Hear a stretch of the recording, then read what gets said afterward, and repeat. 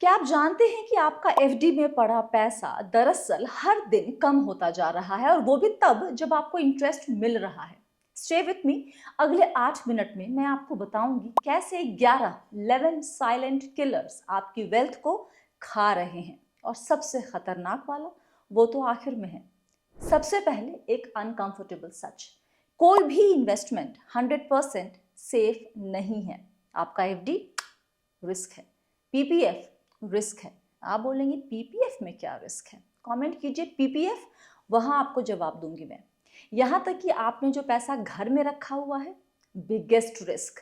लेकिन यहाँ ट्विस्ट है, जो लोग रिस्क को समझते हैं वो पैसा बनाते हैं, जो नहीं समझते हैं वो पैसा गंवाते हैं। तो चलिए ब्रेक डाउन करते हैं, लेकिन वीडियो के अंत में आपके लिए एक बहुत जरूरी सवाल है जिसका जवाब बताएगा कि आप सही तरीके से इन रिस्क को समझ पाए हैं या फिर नहीं। तो वीडियो को एंड तक देखना बहुत जरूरी है।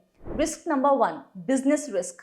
मान लीजिए आपने किसी कंपनी का स्टॉक खरीदा, अचानक सीईओ रिजाइन कर देता है, प्रोडक्ट फेल हो जाता है, कंपटीशन क्रश कर देती है बिजनेस, रिजल्ट आपके शेयर्स की वैल्यू धड़ाम।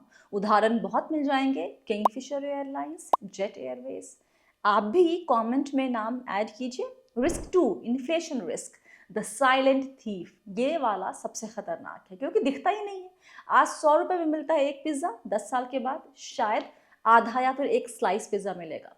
अगर आपकी इन्वेस्टमेंट इन्फ्लेशन को बीट नहीं कर रही है तो टेक्निकली आप अमीर नहीं गरीब हो रहे हैं। एफडी देता है 6% लेकिन इन्फ्लेशन है 7%। Congratulations, you are losing money. Risk 3, liquidity risk. Imagine emergency आ गई और अर्जेंट पेमेंट करनी है, लेकिन आपका सारा पैसा है 5 साल वाले एफडी में जहां पर लॉक इन है 5 साल का, रियल एस्टेट में या फिर उस पेनी स्टॉक में जिसे कोई बाय नहीं कर रहा। ये है लिक्विडिटी ट्रैप। आपके पास पैसा है पर यूज नहीं कर सकते। Frustrating, right? Risk 4, interest rate risk, the seesaw effect. ये थोड़ा ट्रिकी है पर मैं 10, 20, 25 सेकेंड में क्लियर कर देती हूँ।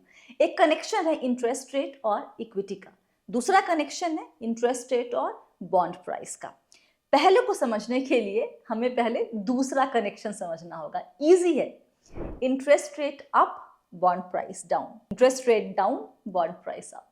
उदाहरण, अभिषेक ने एक डेट सिक्योरिटी खरीदी जो उसे 8% इंटरेस्ट रेट दे रही थी और इसकी कीमत थी 100 रुपए। अगले साल इंटरेस्ट रेट ऊपर गई और नई डेट सिक्योरिटीज पर 9% का इंटरेस्ट मिलने लगा, जो इन्वेस्टर्स के लिए ज्यादा अट्रैक्टिव था। इसलिए लोग अभिषेक से उसकी पुरानी डेट सिक्योरिटी 95 रुपीज में ही खरीदने को तैयार थे। अभिषेक को अफसोस होगा कि क्यों उसने पिछले साल ही ये सिक्योरिटी ली। अब जरा उल्टा सोचिए, अगर इंटरेस्ट रेट घटकर 7% हो गई होती तो दूसरे इन्वेस्टर्स अभिषेक से उसकी डेट सिक्योरिटी ज्यादा दाम में खरीदने को तैयार होते, क्योंकि उनके लिए ये सिक्योरिटी ज्यादा वैल्यूएबल लगती नई सिक्योरिटीज के मुकाबले जिन पर अब कम इंटरेस्ट मिल रहा था। ये समझ आ गया तो इंटरेस्ट रेट और इक्विटी का कनेक्शन भी आपको समझ में आ जाएगा। जब इंटरेस्ट रेट कम की जाती है तो अक्सर स्टॉक प्राइसेस बढ़ती हैं। स्टॉक मार्केट में ऊपर का ट्रेंड दिखता है क्योंकि बोरोइंग कॉस्ट यानी उधार लेने की लागत कम हो जाती है। इससे कंज्यूमर्स ज़्यादा खर्च करने लगते हैं और कॉरपोरेशन ज़्यादा निवेश करते हैं। इसके अलावा जब बॉन्ड्स या दूसरे फिक्स्ड इनकम ऑप्शंस कम रिटर्न देने लगते हैं तो इन्वेस्टर्स ज़्यादा रिटर्न की तलाश में स्टॉक मार्केट की ओर रुख करते हैं। यही वजह है कि लो इंटरेस्ट रेट के दौर में स्टॉक मार्केट ज़्यादा अट्रैक्टिव लगने लगता है। लेकिन अगर सेंट्रल बैंक इन्फ्लेशन को काबू करने के लिए इंटरेस्ट रेट बढ़ा देता है तो बोरोइंग कॉस्ट बढ़ जाती है, कंपनियों के लिए पैसा जुटाना महंगा हो जाता है, कंज्यूमर की स्पेंडिंग घटती है और ओवरऑल मार्केट का मूड थोड़ा सा नेगेटिव हो जाता है या फिर पेसिमिस्टिक हो जाता है। ऐसे हालात में स्टॉक प्राइसेस भी हमें गिरते हुए दिखाई दे सकते हैं। रिस्क नंबर 5, री investment risk, the timing problem. आपकी इन्वेस्टमेंट मैच्योर हो गई, ग्रेट, पर अब अगर मार्केट कंडीशंस बदल गए, इंटरेस्ट रेट्स गिर गए, गुड ऑप्शंस नहीं मिल रहे, आपका पैसा आइडल बैठ गया। 6 महीने आइडल पैसे का मतलब है 6 महीने का लॉस।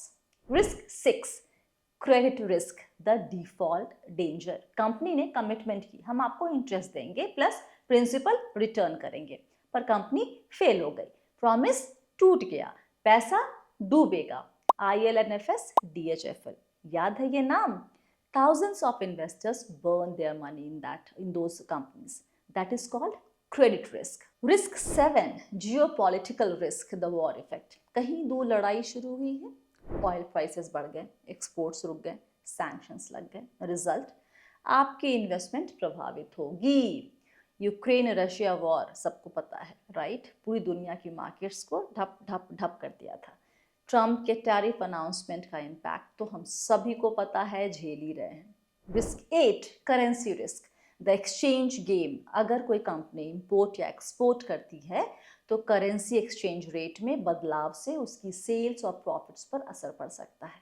और अगर आपने फॉरेन फंड में इन्वेस्ट किया है, जैसे आपने इंडियन रुपीज़ में इन्वेस्ट किया लेकिन फंड्स की सिक्योरिटीज़ US डॉलर्स में हैं, तो डॉलर रुपी रेट में बदलाव आपके रिटर्न्स को प्रभावित करता है। Risk 9, market risk, the tsunami. Market risk या फिर सिस्टमेटिक रिस्क तब होता है जब कोई बड़ी घटना पूरे मार्केट को इम्पैक्ट करती है। इस रिस्क को पूरी तरीके से अवॉइड नहीं किया जा सकता क्योंकि ये सिस्टम में हमेशा मौजूद रहेगा, ये पूरे सिस्टम पे इम्पैक्ट करता है। डाइवर्सिफिकेशन से इसे हटाया नहीं जा सकता, लेकिन सही एसेट एलोकेशन से इसके असर को, इसके इम्पैक्ट को कम किया जा सकता है। जैसे 2008 की ग्लोबल फाइनेंशियल क्राइसिस, जिसमें एक बड़ी US इन्वेस्टमेंट बैंक के कोलैप्स ने पूरी दुनिया के बैंकिंग सिस्टम को एकदम हिला दिया था।